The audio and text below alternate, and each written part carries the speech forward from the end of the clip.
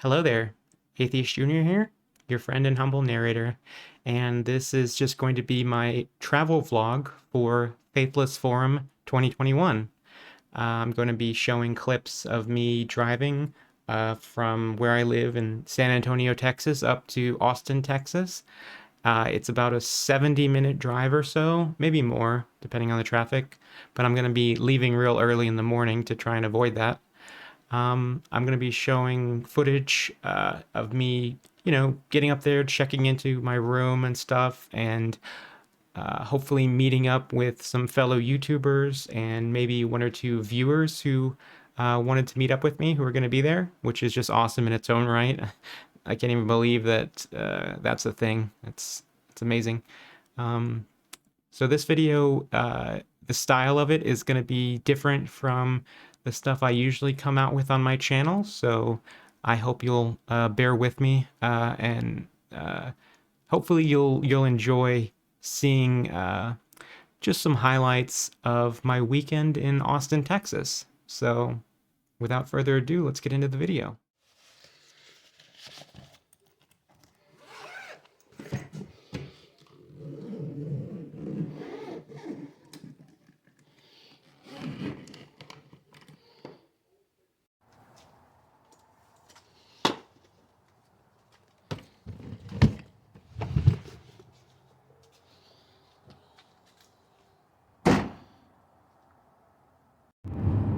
Oh, Baxter, you are my little gentleman. I'll take you to foggy London town.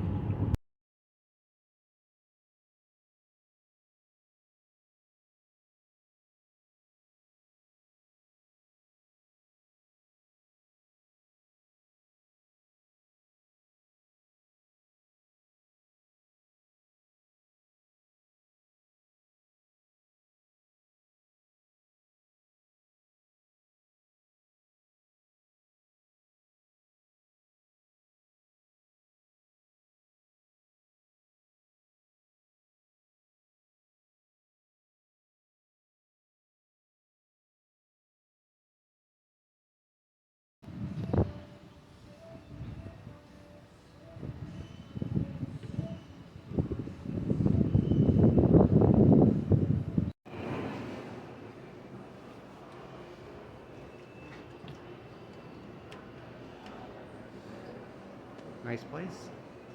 This is awesome. Okay, so I'm going up to the fourth floor. Uh, this is exciting. Oh man. That there's no reason that God could justify this, then your argument is dead in the water, because as long as there is even a slither of logical possibility, as long as it's possible that God has some kind of morally sufficient reason to allow this evil and suffering to exist, your argument is dead. Now, this sounds possibly fairly powerful on the surface, but I want you to imagine a quick thought experiment. I want you to imagine that you're walking down the street with a close friend of yours who you've known for many years. And out of nowhere, somebody comes around the corner and stabs them and is screaming at them and says, "Give me your wallet." And they give him the wallet, and the guy runs off into the distance, and your friend is bleeding out on the floor. And your first reaction to this is going to be horror, sadness, shock. You're going to say, "What an awful thing that's just happened."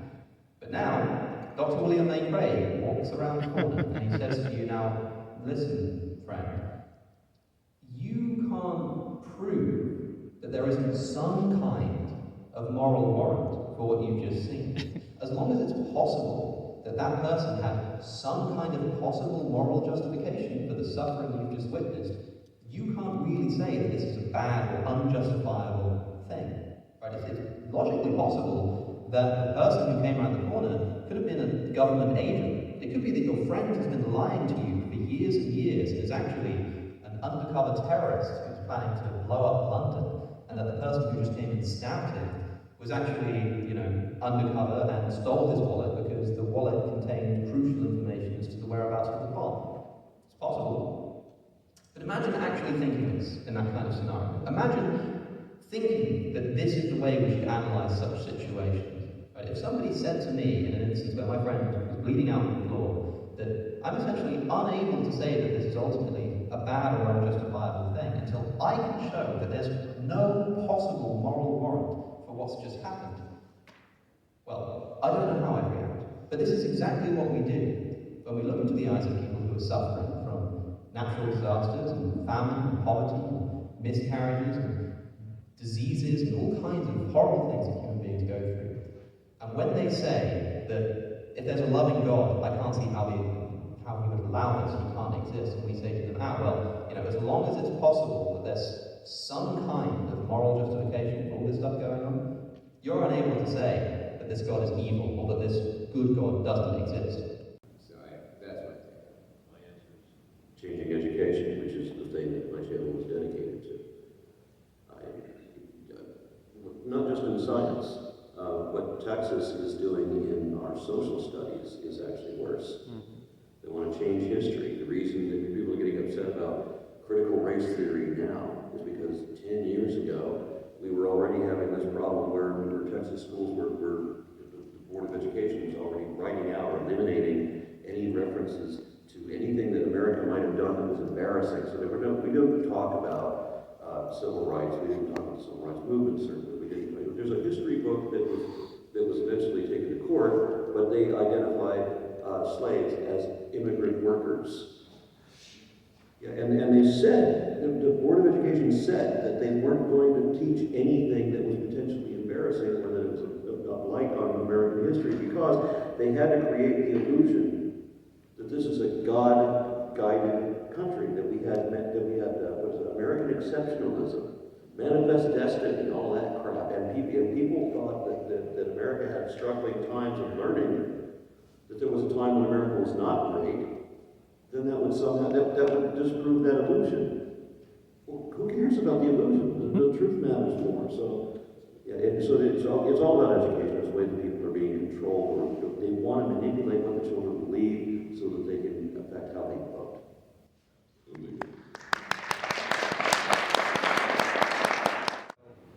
I'm here with Erica, which is awesome. That's me.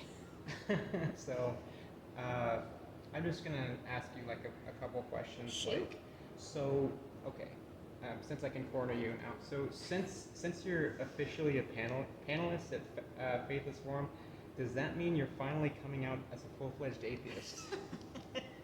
I'm the covert stalwart agnostic of the gang here. Okay. But I think we align in the majority of our opinions. Okay. Join the dark side.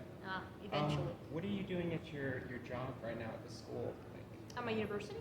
yeah, like you're doing a Yeah. teacher's assistant thing, or like, Yeah, I'm a TA, so I teach 3 biological anthropology labs. So currently, we just finished Paranthropus and Australopithecus as genera, and they're about to get a big-ass quiz Oh man. right when they come back from Thanksgiving. So Dang. on the 2 genera, they're gonna love it. It's gonna be great. Well, I'm sure you're a great teacher.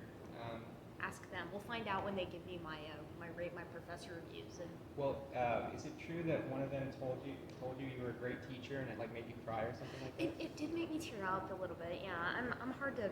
I don't really get super emotional as a person, but it definitely warmed my heart. It's always good to hear that you get Yeah. through to someone on some of Yeah, the stuff. I feel that way sometimes when I get really nice comments. I'm like, you guys stop. too I'm much. gonna It's delete too this. much, yeah. Just, I hate you. Like, Yeah, exactly. Too nice. Yeah, that's awesome.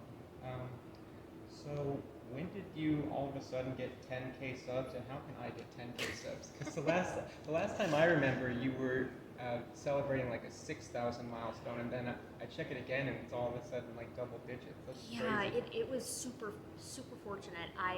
It was the documentary. It was the Yeah. Hook Encounter documentary. That It makes gained a sense. lot of traction.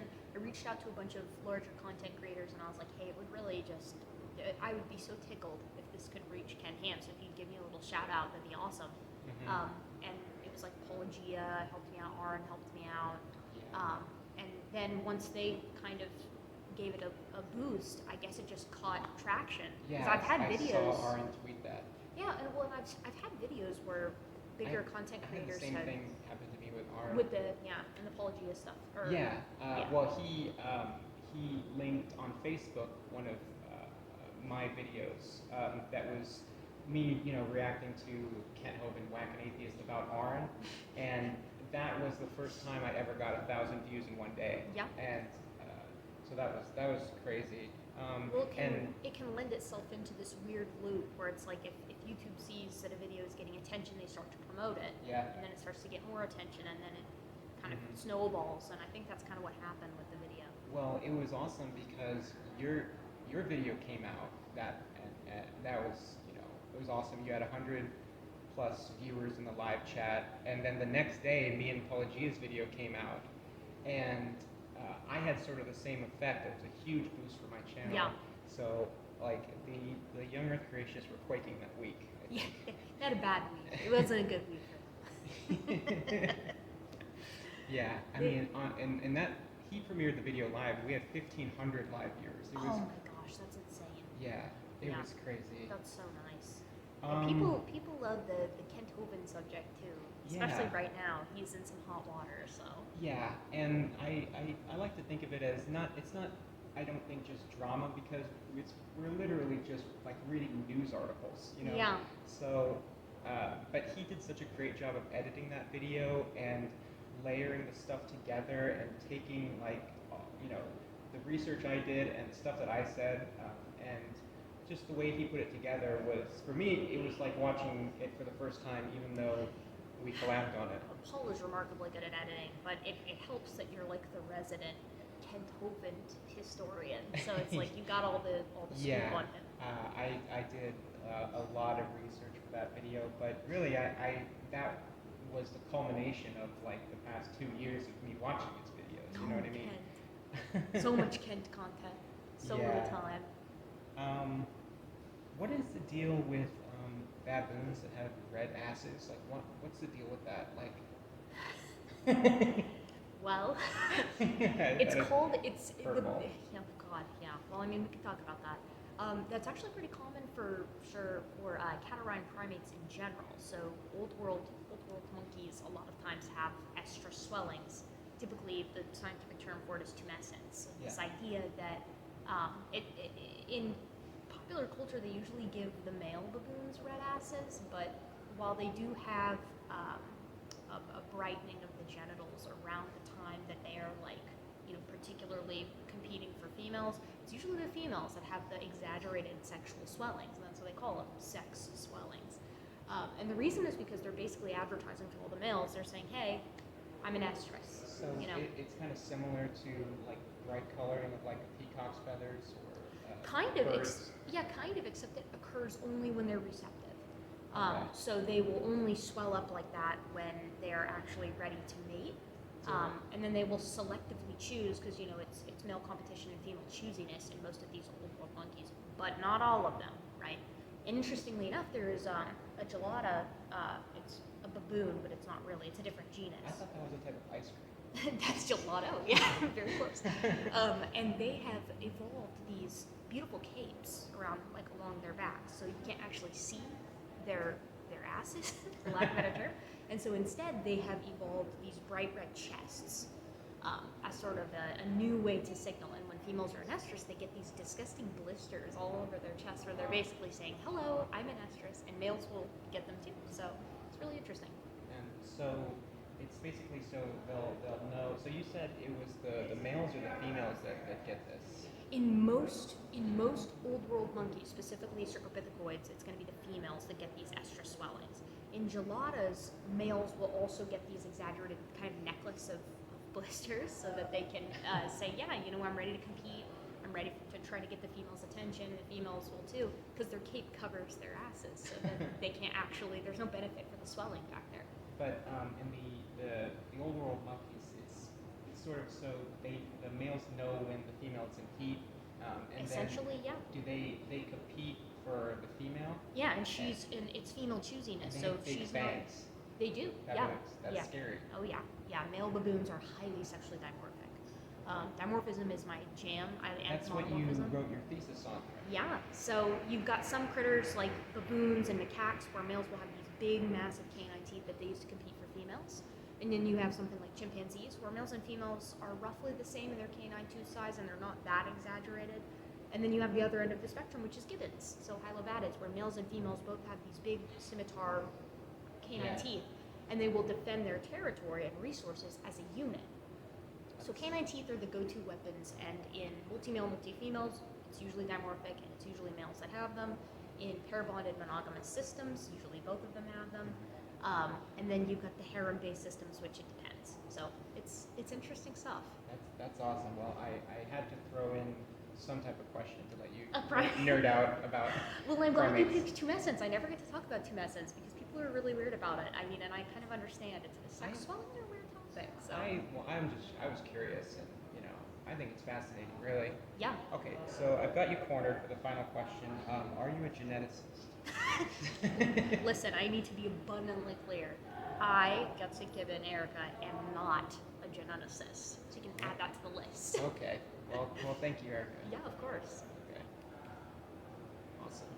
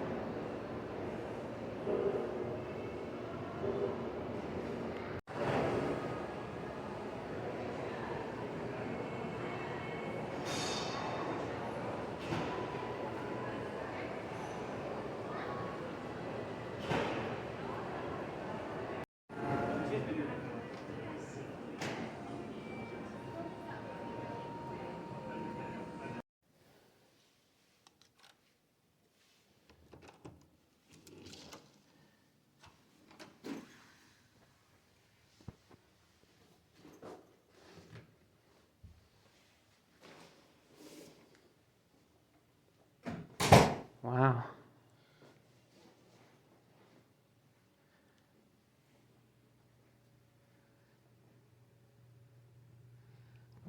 It's quite a view.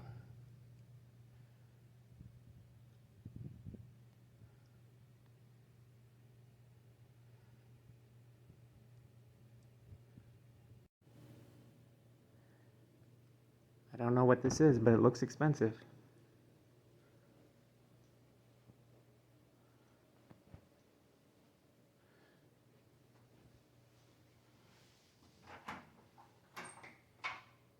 Holy crap.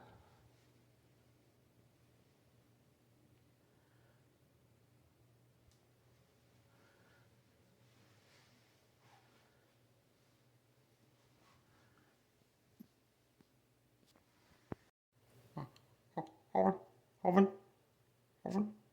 Okay. Where's my towel? Where's my towel?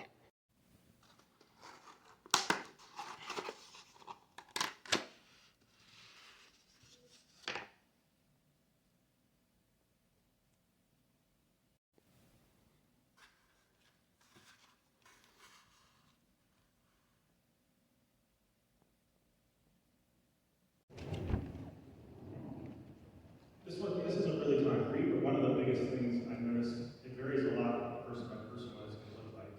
But you know your own strengths and play to them. Because there are a lot of ways to approach YouTube, and you're not going to be good at all of them. And one of the biggest things I've learned being a YouTuber is how many things I'm just terrible at. Because you have to figure out what your strengths and weaknesses are. I couldn't just get in front of my camera and rant or be super energetic in the way that some of the creators do. So I find a way to make it work. If you watch my channel, some people don't know this by watching me, but I literally read a script off of a page and then mime it afterwards, just to make it look like somebody's talking. That works for me because I like being very precise with my words. I'm sincere as well, but also for me, it works better to put my thoughts down, get them all totally organized, and sounding exactly the way I want them, and then read it up. So just find what works for you. Don't try to be someone else. Watch a lot of YouTubers, but then you have to grow and get a sense of who you actually are and what works for you. This next question, I think, is very, very important. I'm very curious to hear your guys' answers on this. How do you stay motivated to create content when it feels like an uphill battle? I don't know if it's just something you can decide to do. You just have to really want to do it. Like, you have to get really excited for every idea you have for every next video. Like, because it is going to be a trudge. The actual workload is very especially if you're trying to work another job on top of it, if you have a family like I do. It's a constant workload. It never ends if you're going to be successful, because like Owen said, you have to be consistent. So you just have to have this really huge passion and excitement for every next thing you're going to say. And that's where sincerity fits in. You can't fake it. Because if you aren't really excited about what you're going to say, I don't think you're going to stay motivated, and it's going to show eventually. This might just be the case for like a live show format, but what's kept me motivated, especially in really kind of personally dark times, is the fact that it became a habit, not just for me, but for the people watching. You know, when you have a live audience, whether you're ready or not, they're going to be there. Inevitability. Conservatism is the hope that we are going to stay exactly the same, and that's a losing battle. Societies change. That's just what it is. They've changed since the dawn of time. So this isn't an uphill battle for us. It's an uphill battle for extremism and conservatism, and sometimes they win one, sometimes they lose one, but the moral arc bends toward justice. And again and again, I'm afraid we are going to have to repeat ourselves. I repeat myself all the time on my channel, and that's because the cult that I'm commentating on keeps using again and again and again the same bad arguments, to the point where I have to find imaginative ways of excusing myself for repeating the same argument.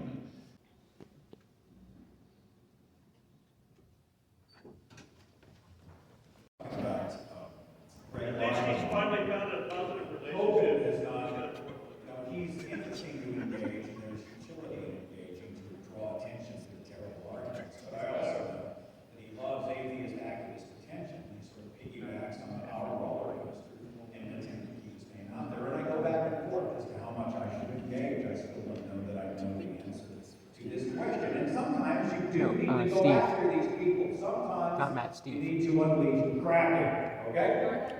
I'm not talking about giving Not yet. order to genuinely Steve. insults, vector, vilification, abuse, mudslinging, and keyboard pounding awfulness. You know, the social media environment's been amazing, but it sure has made it easy for me to be judge and jury. My keyboard made me powerful, or at least I felt powerful. Sometimes that power went to my head. Dr. Arthur Brooks is a social scientist and a New York Times contributor. He has a great article called Our Culture of Contempt. Talks about a study from 2014 by the National Academy of Sciences that deals with something called motive attribution asymmetry. Not speaking about ideas here. I'm not making an equivalence argument that everything comes to the table, we do everything equal weight or equal time. I'm not talking about data, ideas. I'm talking about attitudes. Motive attribution asymmetry. Each side thinks it's driven by benevolence, while the other is evil and motivated by hatred, and is therefore an enemy with whom one cannot negotiate or compromise. We write them off. They're too far gone. They're subhuman. You're wasting your time. Why bother? Already somebody's going to pop an O-ring because their filter is not hearing what I'm saying. I'm just saying, let's not miss opportunities when we can find them. I want to find opportunities in my own life. Empathy, charity, to change the culture. Yes, the world is upside down right now, but we can make it right. One beautiful act of decency at a time. Get some rest and keep going. The world needs people like you. Blessed are the dam givers, for they will right side the world. Thank you all so very much.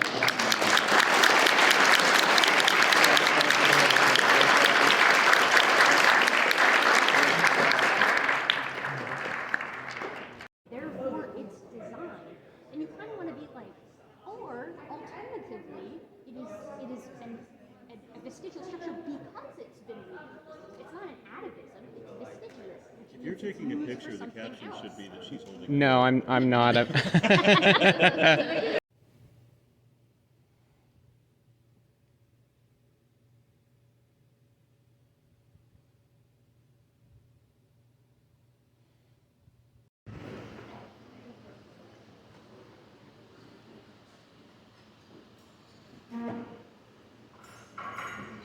activism involves simply communicating and educating, and behind the scenes working with people, and putting content out there on YouTube that educates people in order to change the world. And so that's what this panel is going to be about. And we've got Dee as our moderator, Steve, Jackson Lee, that's it, Kevin.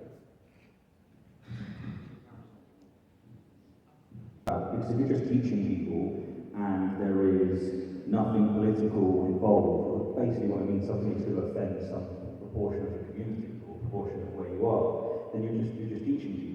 You see like all of this teaching content on YouTube, in various different places, it's not seen as activism. But once, say, you're teaching evolution in the US, then that can be seen as activism because of the evangelicals. If you was to teach it in the UK, it's not seen as activism, it's just seen as what's actually true. And I think, yeah, that's the distinction I would draw. The basis of the world of this secular society that we kind of want to see is in critical thinking. We want people to be able to work their way through different questions using the data at hand and come to a reasonable conclusion based off of it. So I think that education of any kind can become activism if you're properly teaching, how it is that you can think for yourself. So as long as we teach the correct information with regard to science, economics, moral and ethical philosophy, that sort of stuff, then we should be able to create knowledgeable voters and change our society for the better. We're less likely to succumb to snake oil salesmen, at least I would hope. Democracy and democratic systems as the ideal, and yet even the founding fathers of America, when they were starting this great experiment, understood that having a democratic society without an educated society is an incredibly dangerous thing, because then you're giving the power to make all of the political choices to people who don't know what the right choices to make are. And so those two things in combination, having lack of education and democracy, it's a powder keg waiting to go off. And I think that we've seen that with a lot of the misinformation, a lot of the QAnon stuff, a lot of the fake news that's floating around, and a lot of the harmful pseudoscience. And so for me, I understand that my videos are not going to reach the entire American population, but if I'm able to drop one pebble in a pile or a puddle of water that has a ripple effect, that the things that I talk about and the resources that I provide are then used as resources to then create talking points for other people to know how to have these conversations, to know how to think critically, then that is going to trickle through our society. So I don't expect it to change all at once, but hopefully if I can get more people to also be doing that same thinking in the voices out there, then at the grassroots level, we're going to be able to make that change in order to be able to push back against the harm that comes from having an uneducated society. Educators, you just remember that just because someone holds a view that might be harmful or pseudoscientific, it's almost never because they're a bad person. And you can get through to them. Look at the change that Seth has made on all of those things. It's brave to even admit to a crowd, I was this individual. And to make that massive transformation. So I know it's cliche, but just having an open heart and being able to, if you can meet them where they are, that's how you can make progress way more, I would say, than us. What our role, or the way I see my role is to provide people with how to argue better for these positions. And then you can take that and apply it with the empathy that's needed according to the individual you're engaging with.